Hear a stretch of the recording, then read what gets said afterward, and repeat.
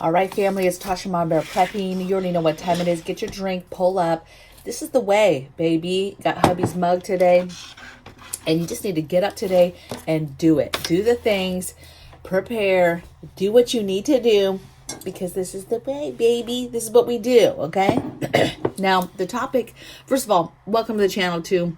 Welcome back to the channel. If you have been here already listening, I love you. Thank you so much for your support. And those that are new, I hope that you enjoy yourself here. I hope that you get something out of the channel and from me as part of your journey of learning how to do this. If you're new, completely new to preparedness in general, okay?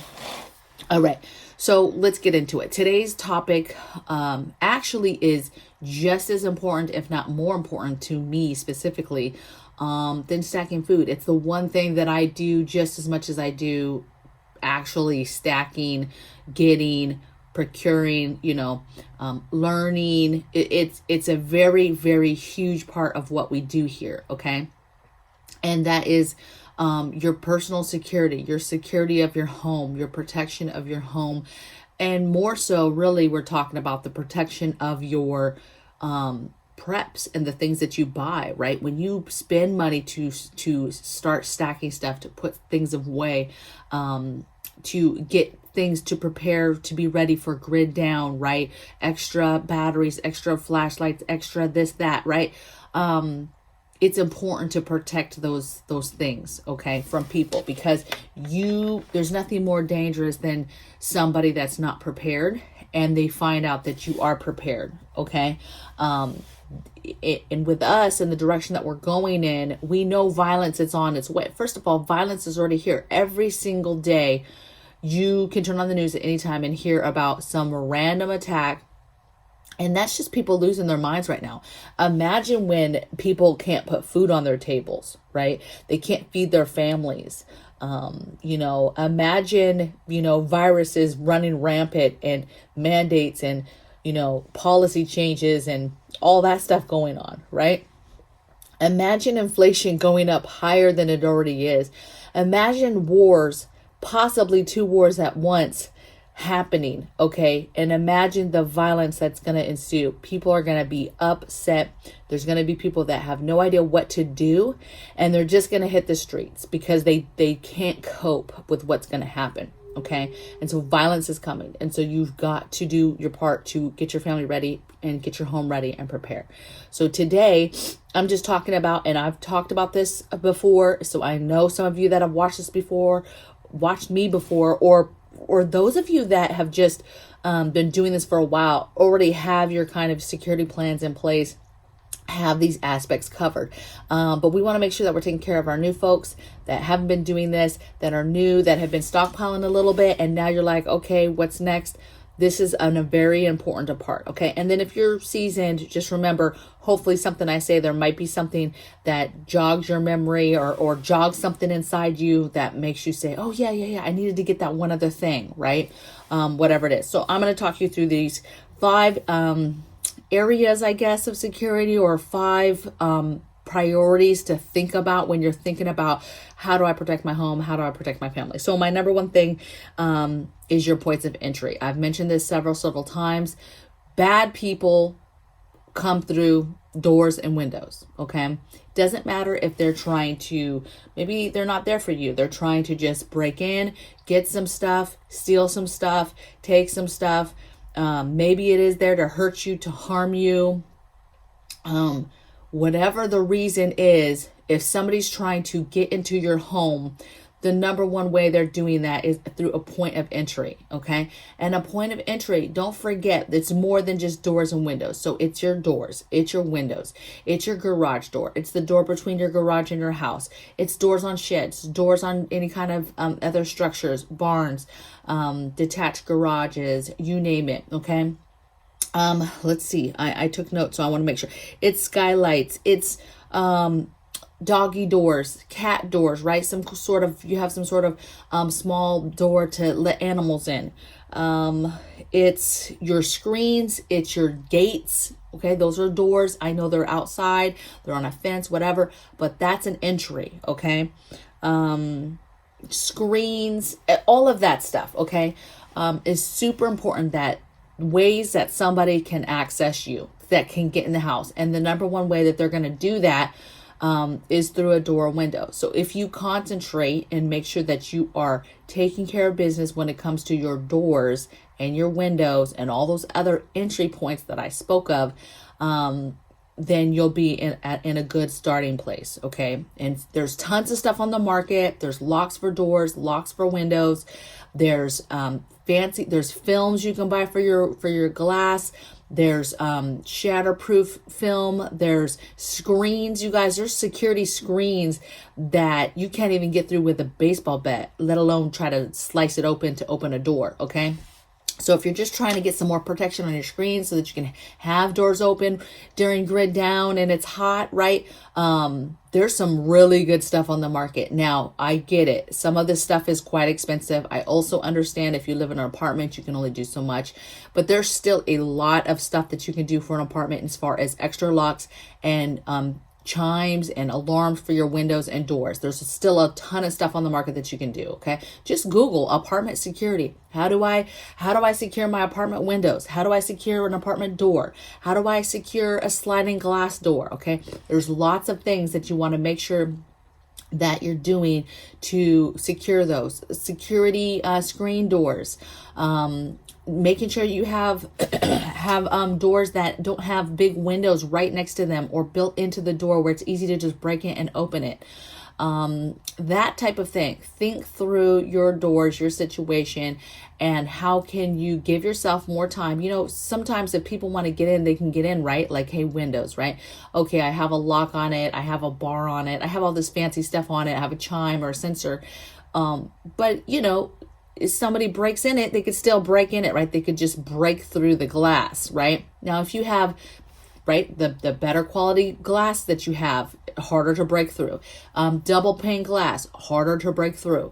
You have barriers in the way of that window in the first place, hard to get to it to break through it, right? You have a barrier inside, right? Some kind of dresser, something that's kind of because you don't want to block your entrances, you guys, for trying to get out in a fire, but you have something that's kind of blocking it to slow them down. All these things are just to slow them down. Okay, so that you can then call for help, get your defensive tools, whatever the case may be. Okay. But there's definitely stuff you can do to slow them down. Okay. Shatterproof glass, stuff where it makes it hard for them to break it. Like, it holds the glass together and it takes them even longer to try to get through the window. And a lot of folks, you know, especially if they're out in the open and there's a bright light on them, they're not going to take the time to do that. Once they see, this is too much, you know, and it's taking too long, that might deter them and make them leave. Okay. So think about your doors, think about your other entry points. How can you make those stronger, right? Lots of other little tips that you can do. I do have a folder in my Amazon affiliation page that you can go and take a look at. Has a few things, right? I can only post 15 things on that page, you guys, at a time. But there's a few items that we actually use, okay, and have that are on that page, okay? So, but just to give yourself some ideas, okay? The number 2 thing I have on here is get eyes on, meaning how can you see outside? That's security cameras, that's CCTVs, that's your game cams. How are you basically being able to see outside, whether you're home and you think something's going on outside and you can see and view, whether you're not home and you can view and see what's going on. You've got to be able to see in both day and night in some capacity. Now, what I will say about these 2 things, you guys, is, and I have some stuff again on my, page, you guys. I'm tired. Securities, right? So we all know that for those of you that have bought security packages, there's packages to buy, right? Couple $100, you get some cameras, you get some chimes, you get maybe a security pad for inside the house. You get all this fancy stuff. But a lot of times those packages, you guys, do not come with enough cameras. And then you're then spending even more money, hundreds more, to get more cameras, to have more candles and different views and different places around your house. Now, can you get a package decent, get a couple cameras and just have one basic camera on the front, looking out from the front, and one basic camera from the back, yes, but I would venture that there's all types of space that you're not covering, the sides of your house, any other structures in the back, different views. I would venture you're going to be missing, you're going to have holes all over the place, okay? And you're going to want to have eyes in more places. I'm not saying have 15 cameras out there, but I'm saying you're going to want to have more than a couple cameras, which is what you're going to get in a package. And yeah, some of these packages come with more cameras, but they're quite a bit more, okay? So I like CCTVs. They're a little bit lower grade. They're not on the grid. They can be on there as far as you can, subscribe, and there's a place that you can keep your data if you wanted to keep your files. You get a box that holds a certain amount of data, right? Hey, we're only going to record for 3 days. It's on a loop and that's all it's going to do. But much cheaper in the sense of, yes, maybe a couple $100, but you're getting like 8 cameras or 5 cameras with the box, right?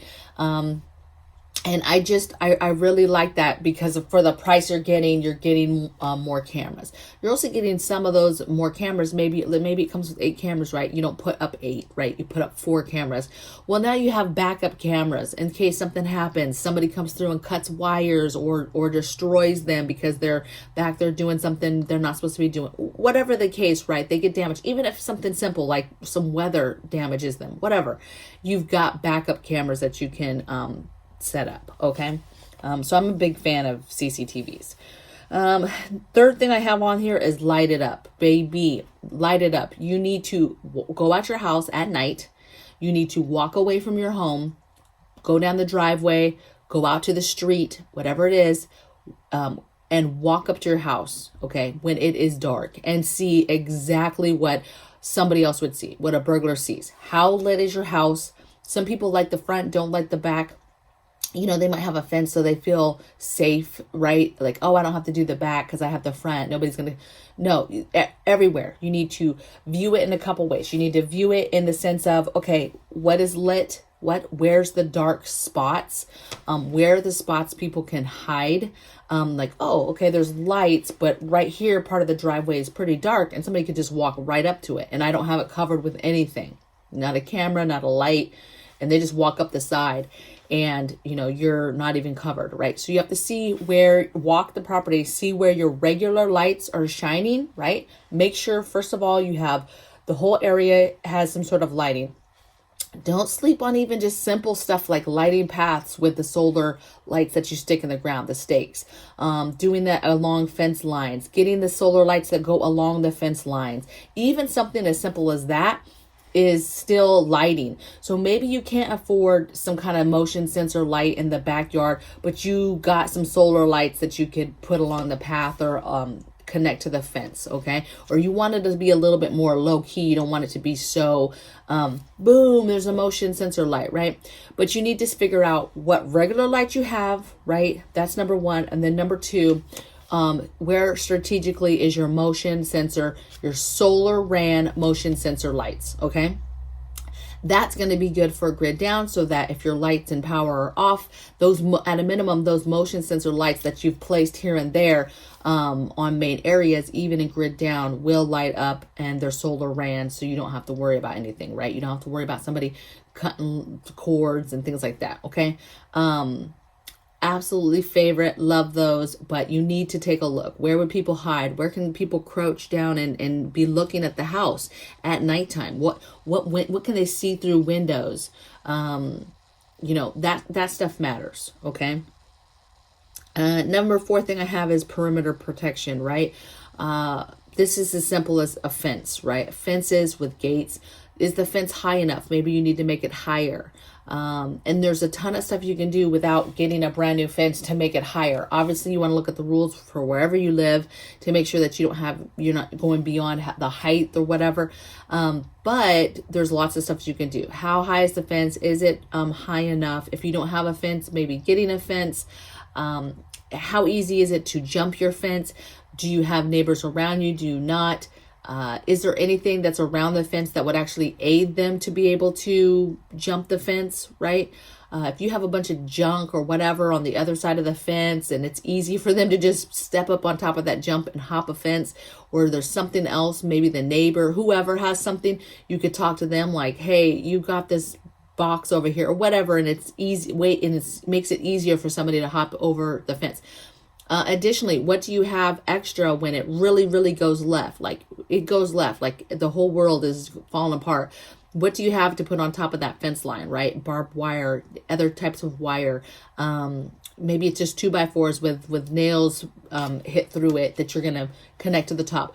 What are you doing to secure the top even more in the future to make sure that you can fortify it even more, okay? Your perimeter is super, super important. Now, I know this gets difficult. One, if you have an apartment, you have an apartment. If you have land, this gets more difficult, right? So you're going to have to figure out what are your basic perimeter, your first line perimeter, right? And then go out. You're going to have levels to this, in my opinion. That's how I would do it. If I had land, I would have layers of perimeters, right? What's our first initial perimeter that we're going to handle, take care of, get done? And then from there, I'd branch out. And my perimeters at that point would probably have observation towers, different things that I can employ and use to watch over my land from time to time when I'm taking walks and I'm walking about my property to see what's going on with it. Because if you have land, there's no just staying in your house and then you just live in that little space and the land is just the land. You've got to be out there paying attention, looking and seeing what's going on there. You know, are people hunting on your land? Are people encroaching on your land? Are people cutting down trees? Are they taking from you and you don't even know? Are they squatting? You need to be paying attention to what's going on. And I'm sure for those of you that have land, I don't even have to tell you that. You probably already know that.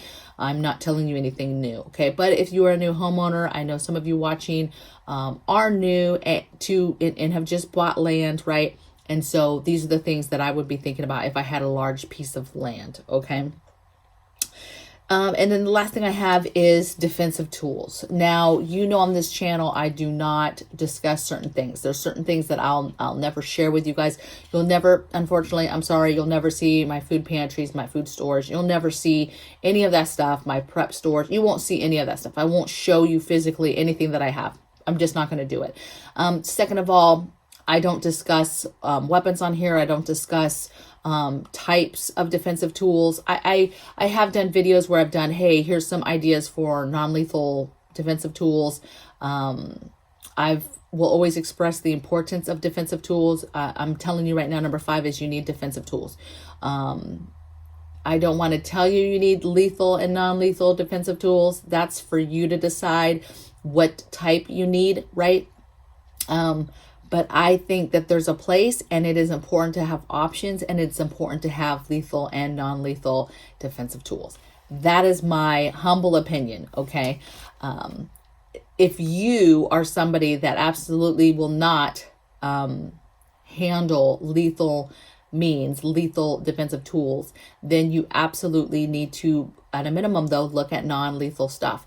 A bullhorn is something as simple as a bullhorn, as a non-lethal way to get somebody away, right? That could deter somebody. I know people are like, a bullhorn, that's no type of defensive tool. That's not going to hurt nobody. That's not going to, but you might be surprised. Scary voice in a bullhorn.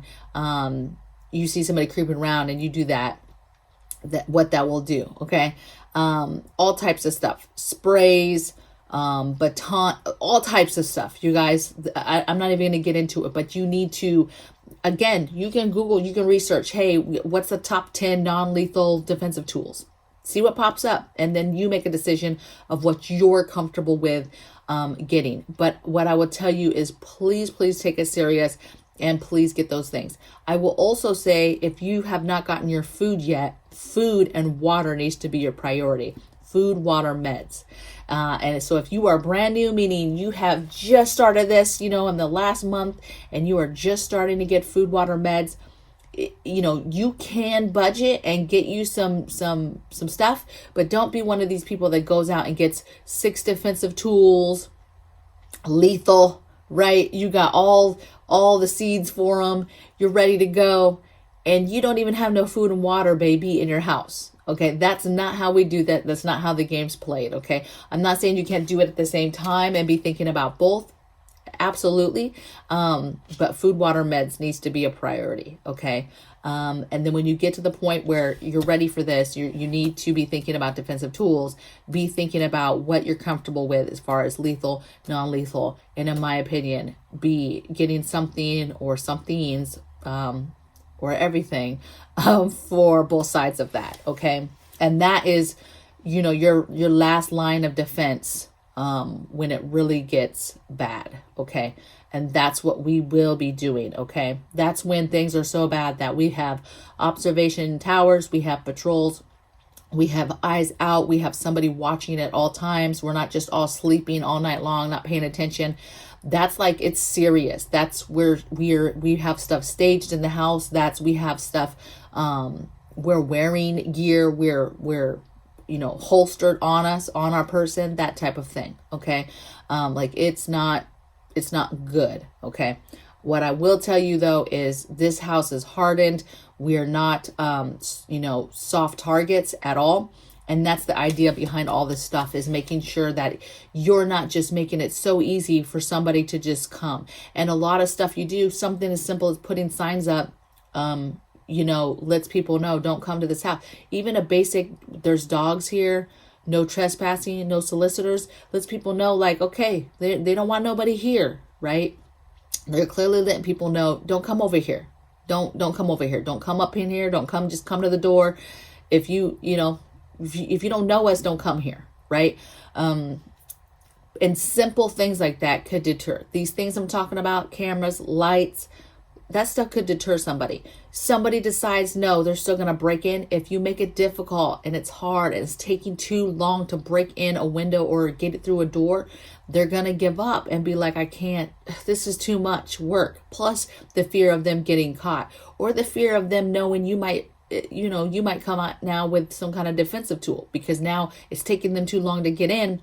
And now I've been alerted and they don't know what's going to happen. Okay. So think about that. Think about strategically what needs to be done, prioritize what needs to be done. For those of you that are budgeting, right, trying to get these things done, but obviously we don't all make just tons of money to get everything at once. All the things that we've had have been little by little, right? Nobody's rich in buying just, thousands of dollars of stuff just because we need it, right? There's more important things that need to be done first. Okay. So I hope you guys are well. I know every day things seem to be ramping up more and more. It seems like another thing happens. And I'm kind of just, I don't know about you guys, but I'm kind of just becoming a little numb. I'm becoming a little, okay, here's another thing. And I'm just kind of going through the motions. Urgency though is still with me, and just getting the things done and continuing to get the things done, continuing to get projects done.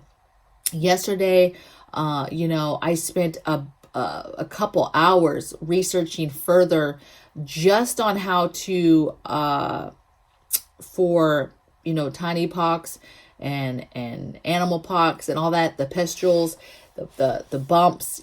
I researched and wrote down for my medicinal handbook, if you will, all the different things that I might need to treat somebody with the pox, with the bumps, right?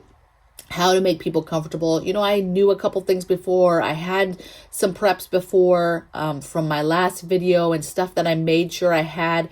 But I spent probably a good 2 hours really, really deep diving into it. Make sure stuff wasn't going to have side effects of medications that people are taking in my home. And just how to get around that, right? Foods to take or to eat. Plants, medicinal plants, different salves, different stuff to put people at ease, right? And then I went over it with my hubby last night, because look, baby, if something happens, I might not be the one handling business. I might be the one that's down for the count, and my family members are taking care of me. And so I want them to know what to do and what pieces will treat what symptoms, right? And so keep doing the things is what I'm saying. When you have an idea in your head of a project you want to do, something you want to look up, something else you want to do, something else you want to get, whatever it is, just keep pushing forward, because I know it's hard right now to anxiety. I'm telling you, I don't even have anxiety anymore, right? I don't even have stress or anxiety anymore. I'm very, I don't even want to use the word calm because I'm urgent. I'm just very numb to all this, the garbage that's on the news and just everything that's happening every single day, right? It's just, right? So keep doing the things. This is the way. This is what we do. And I'll see you guys tomorrow in the next video. Take care. Bye.